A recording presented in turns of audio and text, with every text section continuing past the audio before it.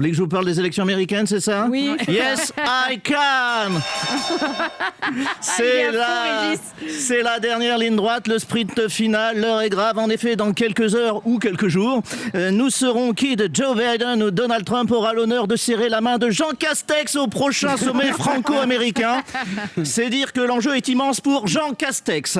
Alors oui, vous vous demandez, mais enfin, Régis Maillot, vous qui êtes un peu la caution géopolitique de cette émission, la nouvelle Anne Sinclair, qu'est-ce que vous pensez des élections américaines? Eh bien, je m'en cogne. Je veux dire, comme disait si bien Jacques Chirac, avec l'élégance de ceux qui aiment la littérature, ça m'en touche une sans faire bouger l'autre.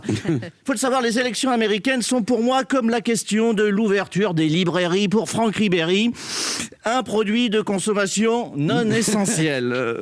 Ce n'est pas ça qui me dira si oui ou non je vais pouvoir acheter mes cadeaux de Noël à la grande récré, quelle case je dois cocher sur l'attestation dérogatoire pour aller vider mon casier de bouteilles vides au container, et surtout si Laetitia Hallyday elle a enfin trouvé le grand amour.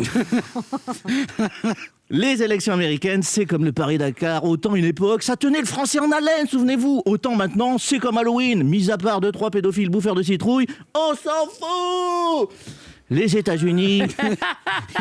Il est fou. Les États-Unis, c'est has-been. Moi, j'ai été bien plus excité par la saison 4 de 10% que la saison 46 de la Maison Blanche. Et pourtant, j'ai adoré la précédente saison entre Hillary et Donald. C'était chou. J'ai surkiffé Obama versus McCain, la frite molle. Mais franchement, Donald Trump face à Joe Biden, la purge. Biden. Je veux dire, on est passé d'un président noir à un président orange. Mis à part une licorne LGBT, je vois pas l'effet waouh. Les Américains, le roi de l'entertainment, c'est vous. Vendez-nous du rêve. Je veux dire, comment voulez-vous qu'on se passionne pour un pépé à fausse dents qui répond au patronyme de Joe Biden?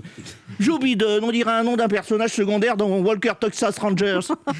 Vicky, c'est mon cheval. Je dois aller dans le Visconti et retrouver cette vieille crapule de Joe Biden. Bien sûr, l'opinion internationale s'enflamme. Oui, si Donald Trump est réélu, cela confortera l'idée d'un peuple américain rétrograde, passéiste et xénophobe.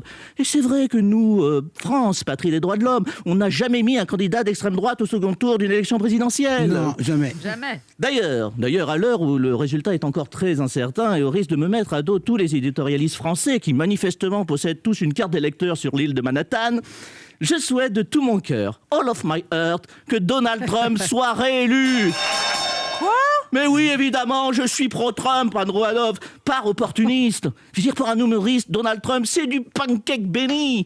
C'est le Usain Bolt de la boulette, le Kaiser Soze du dérapage incontrôlé, le Schumacher du hors-piste, la Fashion Week du mauvais goût.